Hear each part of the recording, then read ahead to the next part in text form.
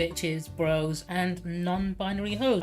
Yeah, I'm currently wearing my Hi-Fi Rush t-shirt to mourn the death of Angle Gameworks, which is, kind of sad considering Xbox completely shooting themselves in the foot like this. I have no idea who's managing these decisions, but whoever they are, doesn't seem to be having a very good track record. They put all of the Xbox marketing budget on games like Starfield, which did so fucking bad on release. And then when they did have a really good game from a great studio, they just decided to kill the studio for some reason. I have no idea what they were thinking or planning on doing next. But I dread to wonder what moves they'll take next. Because this is the same... Because, like, honestly, I don't know if Xbox will even bother putting out another console, because they've sunk all of their money into Game Pass recently, right? So they seem to be putting all of their eggs in that basket. And they've also tapped into the PC gaming market as well, making Xbox games available on PC. And then the whole cross-platform thing. I think they're slowly shifting away from console development, so I don't see them making anything else after the Xbox Series X and S, because they didn't do very well, did they? Compared to sales for the PS5 and the Nintendo Switch. I know Nintendo are planning on bringing out the sequel to the Switch, wherever they end up calling it. I hope they call it the Switcheroo, because that would be amazing. But I imagine close to Summer Game Fest, they usually do this. I'll have like a Nintendo Direct the day before or something, and announce the Switch, and then at Summer Game Fest, any other developers are, demoing games will probably announce launch titles for the Switcheroo is what I'm gonna call it. If they have any working, that they're working on in the background or something, that's definitely room. So I imagine we'll see like a PS6, PlayStation 6, like a few years from now then. Because I think I'm surprised we haven't seen more iterations of the PS5 by now, like a slim model or something like that. We've had obviously the base one, and then the discless version, which is only for digital downloading, which I'm not a fan of seeing. I imagine they'll continue this trend until eventually they get rid of the disc drive completely. They're slowly trying to phase it out, which I hate, because I love collecting my Blu-rays, my 4K movies, and watching them, physically. I like owning my stuff physically, so I don't like the idea of having the disc drive phased out. But then that also brings the question of, like, if they do phase out the disc drive completely, they're going to end up losing out the ability to sell physical, like, collector's editions, which I know is what brings in a lot of money for game developers, like those really expensive fucking physical editions. I know Ubisoft are trying to do digital deluxe editions now, or like ultimate editions, which cost like hundreds of dollars, which is absolute BS. Because have you seen what they're doing with Star Wars Outlaws and the $100 edition where you get like a soundtrack and an art book and like some cosmetics? It's absolute daylight robbery. And also the fact that there'll be a few announcements coming up soon, because we're coming up to the period where all the major game developers start announcing all the new things. So we normally get things like Summer Game Fest, where we had things, they'll be announcing most of the new games, and then we'll also have Nintendo announcing the Switch 2, which I'm calling the Switcheroo right now. And the worst part is, do you know something really fucking funny, right? I was excited for Star Wars Outlaws because I love Uncharted, and it's one of my favorite game series, and it looked like Star Wars and Uncharted, two of my favorite things combined. And then I saw Ubisoft doing their BS. So do you know what I did? I applied to be a Ubisoft creator so I can get the game for free to stream it. And I got it. So I am indeed a Ubisoft, because I went to Insomnia Gaming Festival and I met some of the developers at Ubisoft who were there at the creator social like after party. And I got to chat with quite a few of them. They're quite nice people, and they're telling me about, the benefits of being a Ubisoft creator and stuff. And they were generally nice people. Obviously, the CEOs and stuff at the top of the company aren't exactly the best people. Yeah, I went from deciding to say, hey, I don't think I want to spend $100 on this game, to, do you know what? I'm happy to let them give this to me for some coverage or just to stream it or whatever, which is exactly what I did. Yeah, I am playing some Hi-Fi Rush today, which is one of my favorite games. In fact, it's the only game that came out last year that won any awards at the Game Awards. No other Xbox game even got a single nomination, let alone a win. And then they decided to fucking kill the studio that made it. So, dude, it was shadow drop on. And it wasn't at like an event or anything, it was just a fucking press conference. They said, oh, by the way, this game's out now. No marketing, no advertising, no promotion, just they dropped it at a conference that wasn't even like scheduled or anything. Like, it wasn't like some like game. It was the only thing that was really announced there. It was like a fucking business meeting essentially, a shareholders in a thingy, and fucking Xbox of all. This is the logic that they are currently working with, right? They shadow dropped a game that got nominated for Game of the Year and won multiple awards at the BAFTAs, and they put all of their marketing budget into promoting Starfield, which nobody is playing. In fact, if I go on Twitch right now, and I checked this earlier, if I check the amount of people playing Starfield and the amount of people playing Hi-Fi Rush, more people are streaming Hi-Fi Rush. More viewers are watching Hi-Fi Rush. It's got more viewers as well. So it's insane to think that they put all of the eggs in that one basket. And even though they can see plain as day that this other game has been doing much better, they decide to kill that studio instead. And the reason is obvious. It's because they spent so much money buying Activision Blizzard, they need to start cutting corners. And obviously the smaller studios are the first ones to go, which is depressing. They cut off the better studios because they thought, hey, it's only a small team, we can cut them off.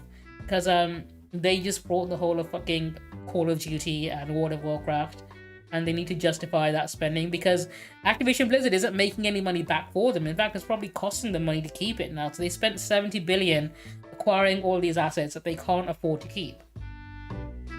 So they're cutting down their own resources, which is shitty because the whole point of a big company like Microsoft acquiring smaller studios in the first place was that safety net that these studios now have, you know, guaranteed employability. Like a small indie studio, if they took a risk on a project or it didn't sell very well, or they did something that didn't perform enough for them to make the money back, that will usually mean the studio shut down. But with the backing of like Microsoft or Xbox, it means they can be more creatively free and take those risks and create games they otherwise wouldn't have been able to make, right? Like Hi-Fi Rush, because they had that safety net that if, you know, if the game doesn't do very well, it did do well.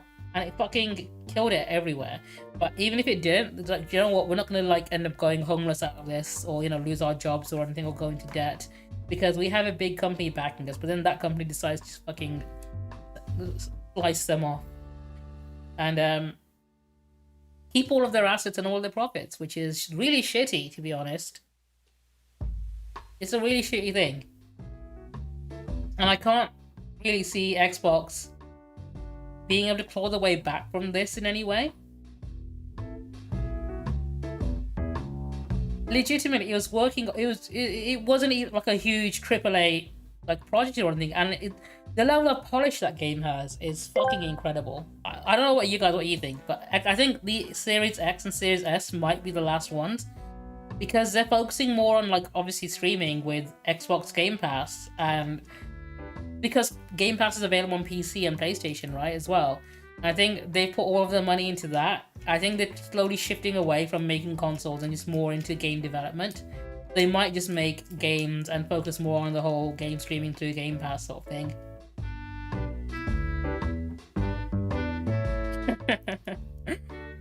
I mean, if I'm correct, I believe the original Xbox had the exclusive games, Dead or Alive, Extreme, Beach Volleyball, which was just all the girls from Dead or Alive playing volleyball in their underwear, like really tight bikinis and stuff, which is like one of the very first like really like, you know, risque games on the mainstream like gaming platform essentially,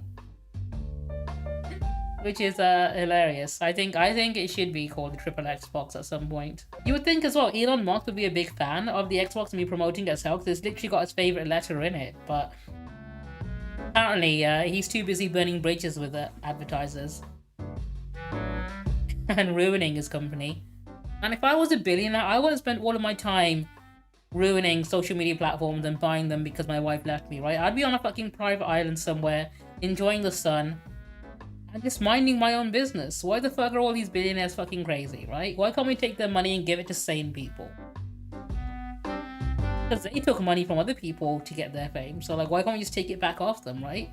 Give it to someone else. Redistribute it even. Clearly I'm the first person who's ever thought of doing that, because no one else has done it yet. Anyway, should I play some Hi-Fi Rush? I think I do want to play it. Let me load the game up. For those of you who don't know what Hi-Fi Rush is, it's a rhythm action game, so think of a game like Devil May Cry, but everything is in tune to the music, and you attack on the beat, and it's basically a rhythm game. Jai, you get there yet? Ow. Yeah, I think I found it. I fucking love the humor in this game as well. 10 out of 10. I probably don't need to tell you this, but don't step in the lava. Ugh. The soundtrack for this game is fantastic. I took the licensed soundtrack off, but they had tracks from bands like 9 Inch Nails on here. They also have an original soundtrack for streaming mode, so you don't have to worry about DMCA takedown notices or whatever. So the cool thing is, the entire world reacts and beats the music as well. So if I jump, like regular like that, nothing happens. If I jump like on the beat to the music, like that, you see the whole, like even that crystal reacted, and it flashes a little bit, and you get that visual confirmation of you know, when you've done it right. If you do it in time to the music, you do more damage, and it's fucking great. Hey, you!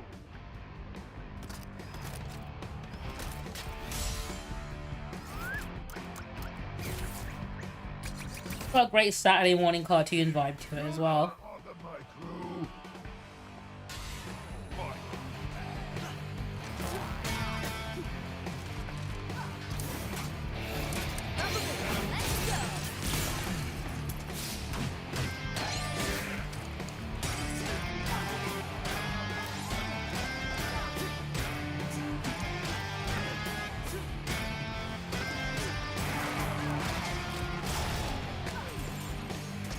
I keep pressing B to dash. I've been playing a lot of V Rising. I need to get back into the habit of doing it right.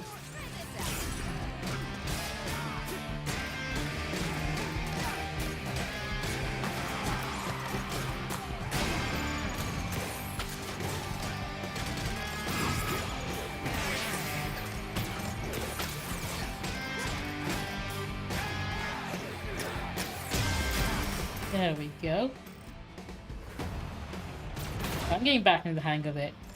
The storyline in this game is a parody of Amazon warehouses overworking their employees. So essentially, it's a big company like Amazon, you know, that does fucking everything. And then the employees here are all robots, right? But even though they're robots, they're overworked to like literally to the point of exhaustion, like this. Workplace safety is our top priority. This volcano is deemed perfectly safe and harmless by the R&D investigation team. So yeah, it's taking the piss out of how Amazon put all of their employees in very dangerous situations and say, yeah, we said it was safe, it's fine. As they do. And then they act completely shocked when one of their employees gets seriously injured while on the job, right? What I think happened, I think Todd Howard saw the success of this game and how much attention it was getting over Starfield, and he's the one that held the gun to Bill Gates' head and said, you need to cut the studio off. I think Todd Howard turned up with a gun to Bill Gates' house and personally threatened him. Because he wanted to make sure none of the marketing budget was spent on anything apart from Starfield. Only explanation, right? But I don't care, it just works. The way I imagine this meeting went down is Todd Howard turned up to Bill Gates' office. And then he stood by the window and he pointed out that window and said, hey Bill, see that graveyard over there? And he said, yes, you can get in it. And he pulls out a gun and puts it to his head. And says, unless, you know, you shut down Tango Gameworks. I reckon that's how it went down. It's like, see that grave over there? I'm gonna put you in it.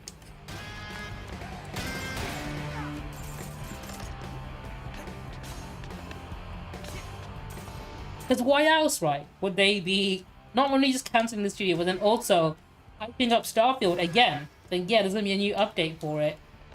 And it's gonna become the best game ever now. There's only one person who can pull that kind of shit off, right? And it's Todd Howard. I'm telling you, he's the one behind all of this. And look, if you don't shut that studio down, I'm gonna release Skyrim again. What if it really is a gift basket? I love this guy because he's a reference to the main character from The Evil Within, which is the other survival horror game made by Tango Gameworks. Bad for morale. Can't see anybody liking this. Surprised no one put a claim in, but I need to take this to the top. We need bigger disposal chutes. These get clogged too easily. Someone might trip on these things, get hurt, can almost see the lawsuit. There is so much oil. You're damn right. And all this oil means one slippery slope. But I'll get on top of this. Like a hardball detective, but like a parody of one at this point. You want me to feel what these robots felt? I get it. Yeah, and it's a shame because they were both very good survival horror games. First one was a little rough around the edges, but the second one was great. Like, imagine that, having the studio that was made, well, you know, founded by the creator of Resident Evil and Devil May Cry, and he brought his team over, right? Imagine having that talent and then screwing it all up. Fix the image. I want to see who our test subject is. I have no doubt that if Microsoft acquired Kojima Productions, they would have shut that studio down as well. Peppermint? After Death Stranding, like, you know what? Not good enough. I mean, technically I could kill this thing now, but I know it's meant to knock you out. No, Mr. Chai. Some Rowan has yet to join you. This is cheating. You're not allowed to, okay. All of my slaves. Because you're not supposed to be able to do this. You're supposed to not be able to hurt this thing. I like that they call you out on New Game Plus when you're using skills that you shouldn't have.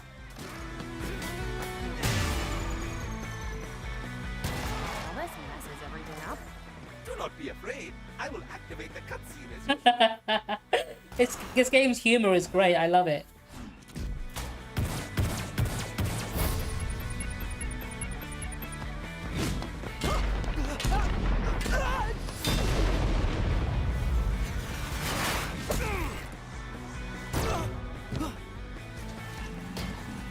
Chai, we need a different approach. Yeah. What are you doing? I'm gonna reason with it. Well, we One of my had a good favorite run. moments. Look, man, I think we have more in common than we do apart. How about...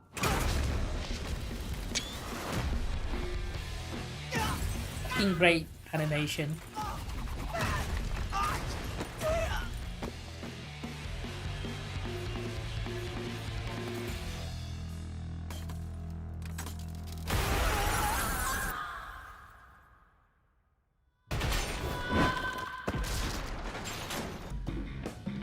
I do recommend if you ever play this on a New Game Plus, switch to streamer mode, which is if you go to the settings here, and it's under sound, and it's... No, it's not under sound, it's under gameplay, at the very bottom around here, streamer mode on. And instead of the licensed music, which is really fucking good, don't get me wrong, I'd recommend having it on during the first round, obviously, play with the actual licensed tracks on. But the original soundtrack, fucking great. I reckon it's worth playing in New Game Plus just to hear the alternative soundtrack. Because what usually happens with streamer mode, it tends to be really fucking lazy, where they'll just take the lyrics out or something, or just completely mute it. So I never really bothered with it, like streaming games that had licensed music in it, or streamer mode or whatever.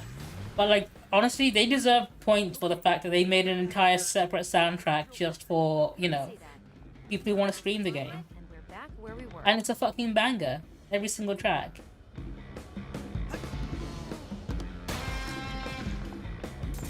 They sound very similar to the licensed tracks, which is great.